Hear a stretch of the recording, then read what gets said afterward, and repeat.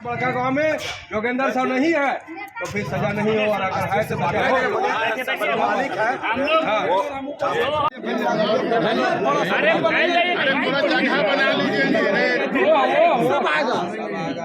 पड़ती है।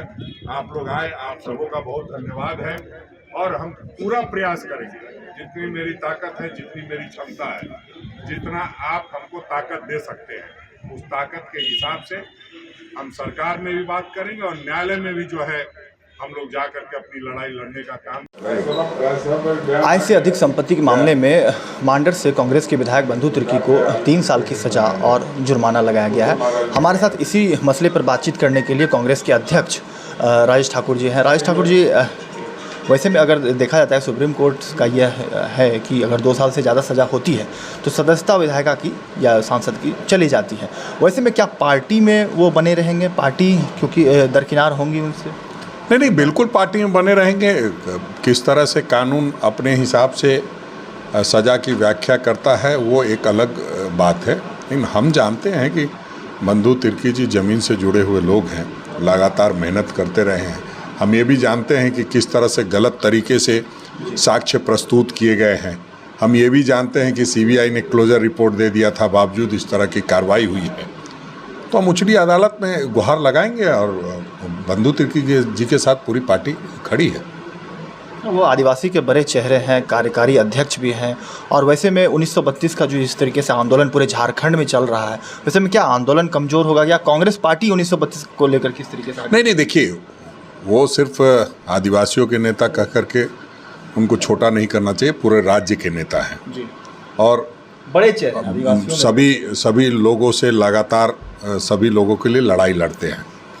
32 की बात हो या अन्य कोई भी मसला होता है, बंधु तिर्की जी का उसमें ज़रूर इंटरफेरेंस होता है और बंधु तिर्की जी ज़रूर संजीदगी से सुनते हैं। चाहे सिपाही होमगार्ड का मसला हो, चाहे सेविका सहायिका का मसला हो, किसी भी मसले पर संजीदा रहने वाला व्यक्ति का नाम बंधु तिर्की है। तो हम समझते हैं वो उनकी बात और आवाज़ दबने वाली आवाज़ नहीं है। बंधु तिर्की को सजा हुई है। बंधु तिर्की ने ऐसे हजारों बंधु तिर्की तैयार किए हैं जिससे कहीं कोई दिक्कत की बात नहीं है, और कांग्रेस पार्टी का साथ है। निश्चित रूप से वो अपनी आवाज़ को बुलंद करते रहे। आज भी कई सारे कार्यकर्ता जो है बड़का गांव से आए हुए थे, योगेंद्र साहब के बारे में भी बार बार जो है मामले सामने थे। अम्बा प्रसाद भी सामने में आके कहती है कि फंसाया गया जानबूझकर। वैसे में क्या मानते हैं कि कांग्रेस के विधायक एक के बाद एक जो है जिस तरीके से मुकदमा में और पुराने मुकदमे में जिस तरीके से विवादों में कहीं ना कहीं घिरते नजर आ रहे, तो वैसे में क्या फ़र्क पार्टी पर? नहीं, देखिए, पार्टी, संगठन, विधायक का मामला सब अलग अलग चीज़ें हैं। संगठन अपनी जगह पे काम करता रहता है। निश्चित रूप से जब कोई परिवार का सदस्य किसी तरह से फंसाया जाता है, उनके साथ गलत होता है, तो हमें दुख होता है।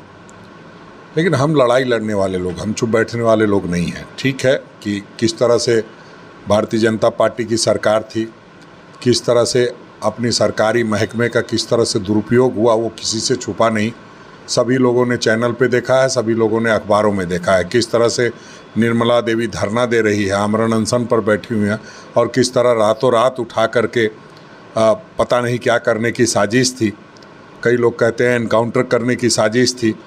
तो अब उस पर हम लोग न चर्चा करके हम लोग इस पर चर्चा कर रहे हैं कि कैसे इस मामले को ऊपरी अदालत में जा कर के सही तरीके से लड़े, किस तरह से झूठे जो साक्ष्य पेश किए गए हैं उसको फिर से एक बार पुनर्विचार हो।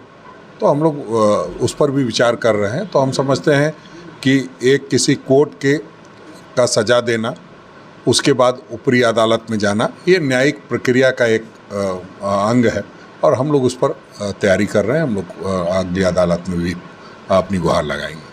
आप मानते हैं कि भाजपा बार बार डैमेज करने की कोशिश कर रहे हैं? वैसे में आगामी जो 2.5 साल की सरकार जो बची हुई, क्या लगता है कि पूरी तरीके से बढ़िया से सरकार चले? देखिए, भारतीय जनता पार्टी का काम ही है पूरे देश में कांग्रेस को डैमेज करना।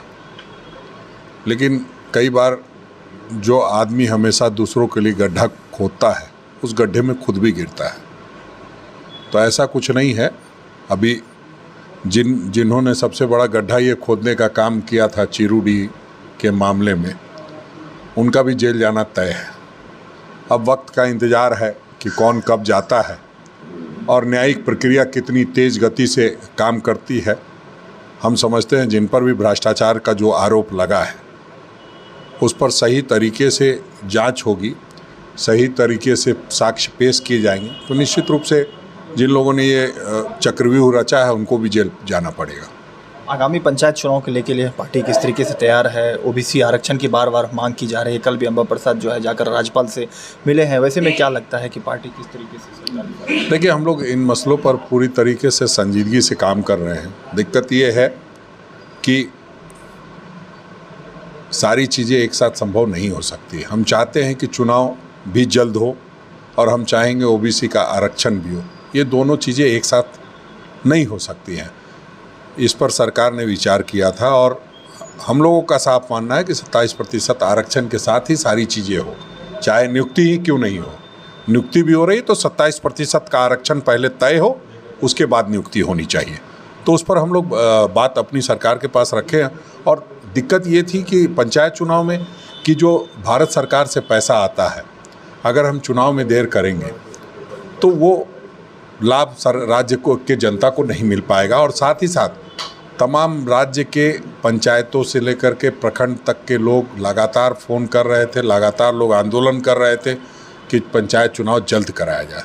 तो एक निर्णय ये लिया गया है कि पंचायत चुनाव जल्द हो। अब ये ओबीसी के आरक्षण की बात है, वो भी जल्द होना चाहिए। हम तो ये मानते हैं अगर 3 महीने के अंदर सारी व्यवस्था हो जाए तो इससे बढ़िया कोई बात नहीं होगी। लेकिन कानूनी बाध्यताएँ भी होती है, सरकारी कामकाज की एक अपनी व्यवस्था है, अपना सिस्टम है। उसमें कितना जल्दी हम लोग ये तय कर पाएंगे कि कहाँ ओबीसी की गणना में कितने लोग रहते हैं, तभी जाकर के ये सारे निर्णय हो पाएंगे। तो ये थे हमारे साथ कांग्रेस के प्रदेश अध्यक्ष राजेश ठाकुर, जिन्होंने बंधु तिर्की को लेकर स्थिति स्पष्ट कर दी कि ऊपरी अदालत में जाएंगे और न्याय जो है इनको ऊपरी अदालतों से मिलेंगे। पार्टी जो है अपनी स्थिति स्पष्ट कर दी है कि एक बंधु तिर्की नहीं, हजारों बंधु तिर्की कांग्रेस में शामिल है और निश्चित रूप से सरकार जो है जितने भी जनता है उनके लिए हमेशा जो है राज्य की जनता के लिए काम कर रही है और आगे भी करती रहेगी। लाइव लगातार के लिए रांची से मैं कौशल कुमार। न्यूज अपडेट के लिए आप हमारे चैनल को सब्सक्राइब करें। आप हमें फेसबुक और इंस्टाग्राम पर भी फॉलो कर सकते हैं। बने रहे लगातार.in के साथ।